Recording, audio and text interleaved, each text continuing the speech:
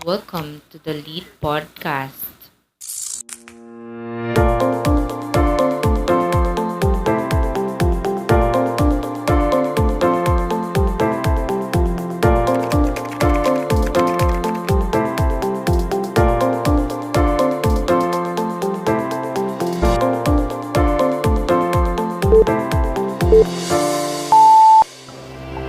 And yes, we're back live from the house studio. This is Lead Podcast, episode 1 with Group 2. Hi guys, I'm LJ Velasquez and my partner for today is Maxine Nali. and you are listening to another Literary Genre podcast, the show that helps you figure out how people tend to act, react, and interact in the situation in which you are writing. Good day to all of you. Welcome. Good day! How are you guys? But before we start, guys, introduce yourself first. Hi, my name is Jeremy Baron. Hi, I'm Alali Velasco. Hi, I'm Marcos Enrique. Hi, I'm Sophia Luis. And how are you guys? I'm good and feeling great. It's nice to hear. Anyways, we are talking to two literary pieces. But before we proceed, I will ask first, let me know, did you guys love reading literary pieces? Yeah, I love reading literary pieces. That's nice to hear. I'm sure you like that we do for this episode. Do you know anyone who is greedy or eager for power? Or have you become a greedy person? No! Yeah, it was a serious topic, but today, in our podcast, the story we are going talking about is related to those mentioned. Have you ever heard or read the story titled The Boulder? Or when you hear the word boulder, what comes to your mind or what do you feel, guys? OMG, this is actually related to the one mentioned earlier. I have already read that and it is a nice story. Money and bias. Power. Decision making, yeah, that's true. And it's suited for what's happening right now and to the incoming election. I feel nervousness because the election is so near. Most of us are not yet voters, but let us reach for peace in the election and maybe vote. I agree. Speaking the truth, let's find out truth in this story. What happened in the reason why this story come to this? I'm so excited. The boulder is kind of fiction story, right? Yes, you're right. Yes, even if it's just a story, it is beautiful. I don't know Chinua Achebe very well, but I love his work. Do you know Chinua Achebe is considered by many critics and teachers to be the most influential African writer of his generation? Do you know why? Because his writings, including Google Things Fall Apart, throughout the world to creative uses of language and form, as well as to factual with accounts of African life and history. Not only through his literary contributions, but also through his championing of bold objectives for Nigeria and Africa. Achebe has helped reshape the perception of African history, culture, and place in the world today. You're right, truer than truth there. Can't wait to hear the story. For convenience, let's divide it into each plot so as motto mess it up. Yes, Ching, you share first. For the exposition, Rufus Okeke Roof for short, he was a very popular man in his village. And this is no longer inexplicable by the villagers, but it can be said that the reason for Rufus' popularity is his gratitude to an energetic young man who, unlike most of his fellows nowadays, had not abandoned the village in order to seek any work in the towns. And Roof was not a village lout either. Roof was new for being a bicycle repairer in Port Harcourt. The town already had a place en masse to the People's Alliance Party, and its most illustrious son, Chief Honorable Marcus Ib, was Minister of Culture in the outgoing government, which was pretty certain to be the incoming one as well. Nobody doubted and questioned that the Honorable Minister would be elected in his constituency. Oppositioning to him was like the proverbial fly trying to move a dunghill. It would have been ridiculous enough without coming, as it did now, from a complete non-entity. And for the rising action, as was people to be expected, Roof was within the benefit of the Honorable Mister for the coming election. He had ended up a real master in race campaigning at all levels town. nearby government or national. It got to the point that he already knew the mood and temper of the electorate. In their town, the villagers had 5 years in which to see how quickly and plentifully politics brought wealth, leadership titles, doctorate degree, and other honor, some of which, as the final required, as the latter still needs to be explained to them satisfactorily, for them knave that still hope that there is a doctor who can cure the sick. At any rate, that honors and benefits that come so promptly to the man to whom they given their votes free of charge 5 years ago, they are now presently prepared try it to a different way. They pointing out Marcus Ibe, who's not successful as school teacher, and when politics came to their village, he wisely joined up. Some people said it's for just to avoid imminent dismissal arising from a female teacher pregnancy. Everyone praises him for what he has. Villagers tell themselves that they had underrated the power of ballot paper before and should do not so again. Roof was the most trusted of these campaigners. Besides Roof and his assistant, there were 5 elders in the room. The elders sat on very low stools on the floor, directly in front of each of them, lay 2 shilling pieces in their talks, and then what told that their vote must is for Marcus and the vote of their wives is in Marcus. Roof thought that if Marcus was a poor man forbidden by their ancestors, he should be the first to give his paper to him for free, as he done before. On the day they had to climb the Erico tree and would be foolish to take down all the firewood they need. Roof had to agree. Roof pulled out his 5th bottle beer from the refrigerator. She was roundly and publicly rebuked by her husband. Elders knew how far to go without losing the quorum. That's why when the time passed, Roof said that go cast your paper for the enemy if you like. They quickly calmed him down. And for the climax, we will not believe, because the enemy that Roof had referred to was the Progressive Organization Party, which had been formed by the tribes down the coast to save themselves. As the founders of the party proclaimed, from total political, cultural, social, and religious annihilation. Despite the fact that it was evident that the party had no chance in this area, it had launched a direct attack on the PAP, providing cars and loudspeakers to a few local rascals and thugs to drive about and make a lot of noise. Nobody knew exactly how much money POP had thrown around in New Mafia, but it was rumored to be a lot. Their local campaigners would end up very rich, no doubt. When a night moving according to plan, as Roof would have put it, then received an unusual visit from the head of the POP campaign team, who, despite the fact that he and Roof were quite acquainted and could be even described as friends, were cold and businesslike in his approach. No words were wasted as the leader of POP placed 5 pounds on the floor in front of the room and said, "We want your vote." Roof rose from his chair, walked to the outside door, carefully shut it, and returned to his seat. Roof said he knew he was working with Marcus and that was not a good idea. The POP leader said Marcus was not there at the time and he would put up his paper, so why would he not accept it? He eventually ended up getting the answer the others would not know it. He accepted. After he agreed, the POP leader pushed his companion, who was carrying something covered in red cloth, then proceeded to remove the cover. Roof saw a little affair contained in a clay pot with feathers stuck into it. The Aye comes from Mbanta. He threatens her, tells Roof to promise her that she will vote for Maduka. Remember Aye? Remember the Aye? Roof's heart nearly flew out when he saw the Aye. Indeed, he knew the fame of Mbanta in these days. He already knows himself as quick decision maker. He thinks nothing will be lost if Marcus loses a vote for his secret vote to Maduka. And for the following action, it's election morning. Like the absolute, every time there is an election. There's weather-beaten posters on walls of houses, tree trunks, and telegraph poles.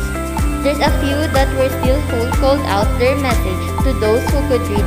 Vote for the People's Alliance Party. Vote for the Progressive Organization Party. Vote for PAP. Vote for POP. As usual, Chief the Honorable Marcus Ibe was doing things in grand style. He had hired a high life banned from Umuru and positioned it as such a separate from the voting booth as fair overseen to be legal. Many villagers danced to the music, their ballot papers held aloft before proceeding to the booths.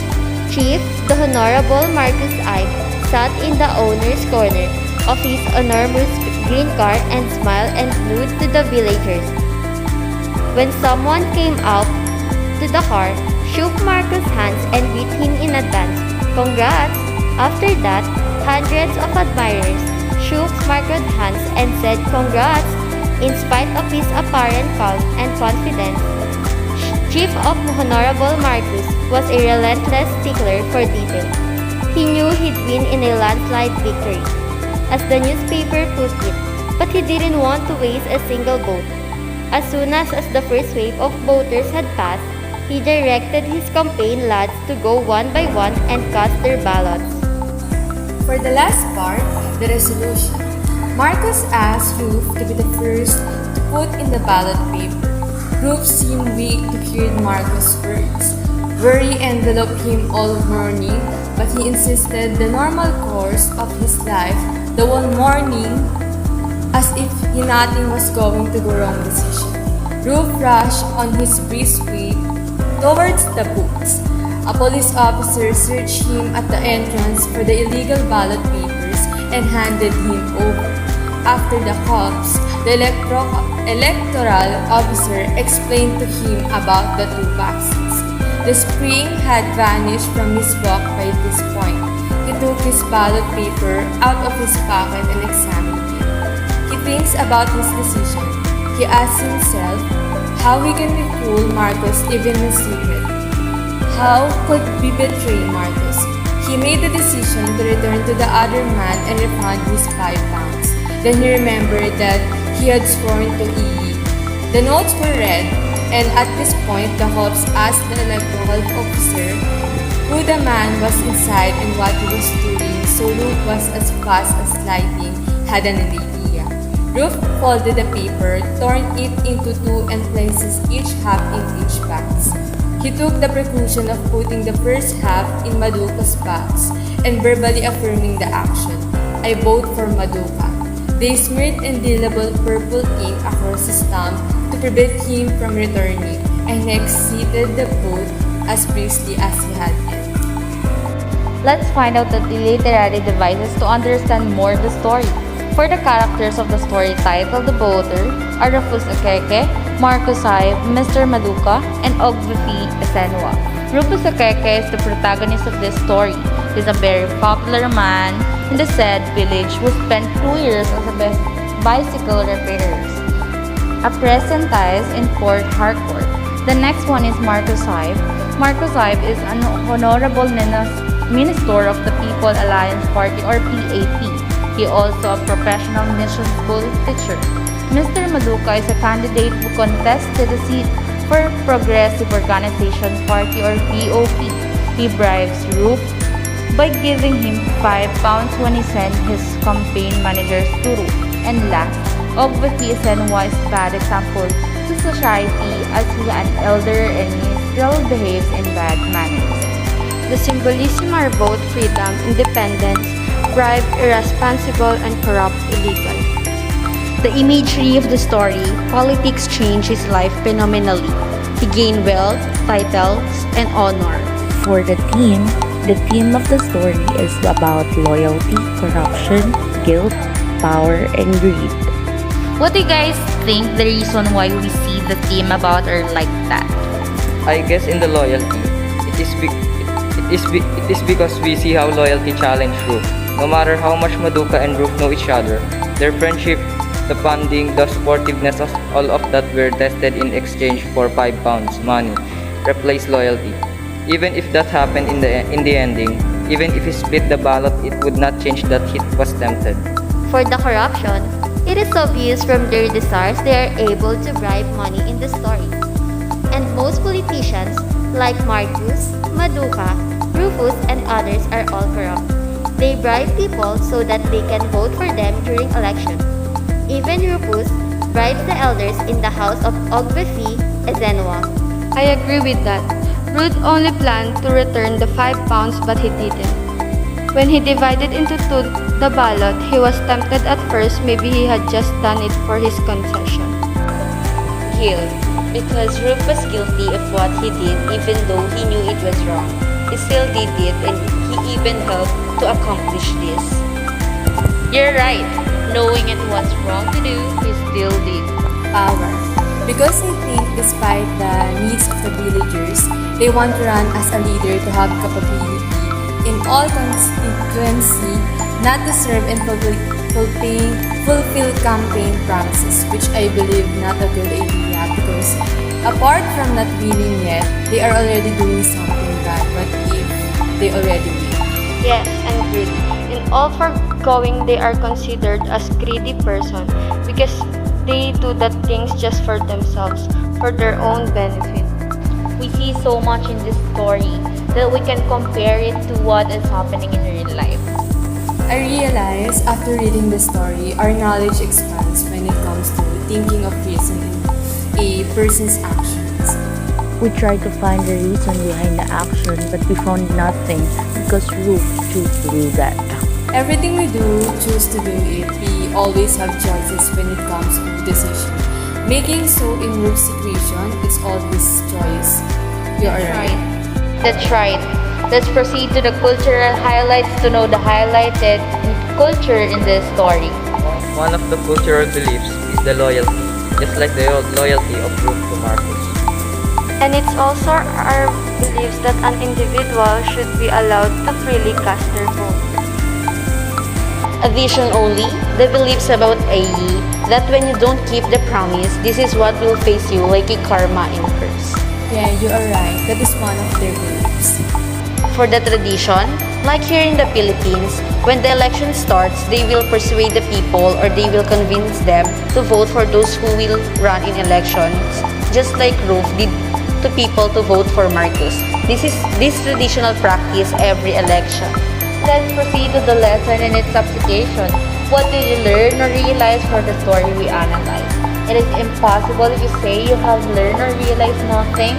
The lesson of the story is the story trying to open up the minds of people and help them to make the right decision to enhance development. We must use our ability to choose the right and learn to examine the candidate before to choose. Be careful who you trust and be careful who you vote. Think about something carefully before committing to it. Learn to refuse or say no, especially if you know it's not worth it to think about because of bad intentions. And for the application, we should never let politicians bribe us for our votes because the one that will be at stake when we let politicians to bribe us is our hometown or our country. We're done discussing conviction the voter. Again, this is Lit Podcast. We will be right back for the episode 2.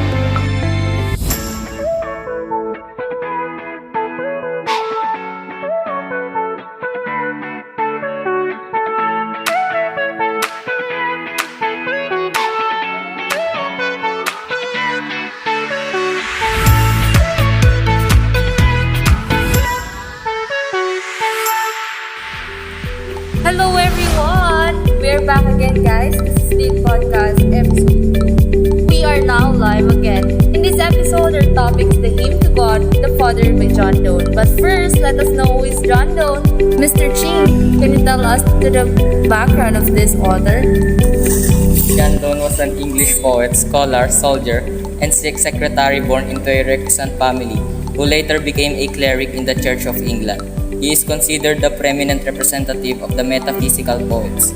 His poetical works are noted for their metaphorical and sensual style and include sonnets, love poems, religious poems, Latin translations, epigrams, elegies, songs, and satires, and he is also known for his sermons. So let's move on to our another literary genre, which is the poem. Strella, what are your thoughts about this poem? This poem discusses by how the world is riddled with sin. He may not be to blame for all of humanity's problems, but he has plenty of his own to deal with. The speaker describes how he has spent the majority of his life in sin. He whizzes through it, savoring practically every moment of it. All of this is part of a confession and a prayer to God. The speaker wishes for God to look down affectionately on him and remove all of the shame he feels about his life. And for you, Miss Velasco, what is your idea about what John Donne wants to point in this poem? We could live a joyful life if God did so, and made the speaker feel as if Jesus was always with him. He is reliant on God to bring everything to our problems. Can you explain what's the meaning of the passage in the first stanza? The speaker of a hymn to God the Father begins by asking God an important question in the first stanza. He wants to know whether God will be able to forgive the world's sins. These are the problems that everyone in the world suffers from, but he was not a part of. The speaker makes it clear that things were done before he was born, but that he is now a part of it because he is on the earth. The following lines show the speaker is not without sin. He may be free of the world's major sins, but it does mean he is sinless. In fact, Jesus repeatedly says that he is running to sin. The repeating lines of verse indicate his struggle to escape his own humanity. Anaphora is defined as the usage of the same words at the beginning of each line, such as "wilt thou forgive that sin." In lines 1 and 3, it's utilized to bring the material together and give it a more song-like feel. The repetition is also suggestive of a prayer's form. The speaker makes it clear to God that he is not committing sin because he wants to be a sinner. He regrets his act, yet is powerless to stop them. Each stanza's last two lines are mostly the same. Here, he tells God that there will be more to do once he finishes assisting and forgiving sinners. His and the world's misdeeds will never be forgiven. How about the second stanza? Wilt thou forgive that sin? Begins the second set of 6 lines, and the choir concludes with the admission that the speaker had urged others to sin. It's unclear what kind of sin he's talking about, but it was made their door, or the prospect of them passing through it. People can now more easily revolt against God than they could previously. The speaker claims that he didn't plan to cause anyone harm by persuading them to sin, and that he would like to be forgiven. He can't help but admit the lengths he went to in order to relish his own misdeeds, even as he asks for forgiveness and makes himself appear to be a kind person. He informs God about how he wallowed in sin for a score, much outnumbering the tiny year or two he spent. Chancing his sin, the stanza ends with the same 2-line refrain, reminding God that he is still forgiving sins. There will be many more it took. In the last stanza of a hymn to God the Father, the speaker informs God of one of his most egregious transgressions. It's a feeling of dread. He is particularly concerned that he will die before all of his crimes are pardoned. He may perish on the shore before he gets to them all because they are so numerous. The use of the word shore is significant. He doesn't end up in paradise or hell, but rather in the limbo zone. In his mind, this is the worst case scenario. In the following words, the speaker asks God if Jesus, his son, will be able to light on him now as he has heretofore. Or up to this point, the presence of Jesus is a symbol of God's total forgiveness. It would allow the speaker to take in some of his radiance while also allowing him to refrain from sinning. The final lines are a bit different from those of the previous 2 refrains. This time the stanza ends with the speaker stating that he does not fear anymore, with Jesus therefore to reassure and improve him. His sins are no longer increasing, he has been pardoned. Let's find out the literary devices to understand more the story. The character of the poem "A Hymn to God the Father" is God. It was all about God and His religious significance, about Him, the guy that created the universe. The theme of the poem is all about sin, repentance, forgiveness, and hope. One of the imagery in the story is a prayer to God hoping that he will be forgiven for all of his horrific sins. And for the symbolisms, forgive ends with peace. Let's proceed to the cultural highlights to know the highlighted culture in the story. We have cultural beliefs called acceptance. In the poem, he accepts that he has sinned, so he asks for forgiveness and repentance. And for the lesson of it is to forgive someone who has sinned against us and help them to become a better man. And for the application, even though someone has done bad things, we should never forget to forgive. Because that is what God teaches us to forgive and to make them become a better person. We have cultural beliefs called acceptance. In the poem, he accepts that he has sinned, so he asks for forgiveness and repentance. That's all. Thank you for listening. Hope you enjoy our lit podcast from episode 1 to episode 2. Thank you.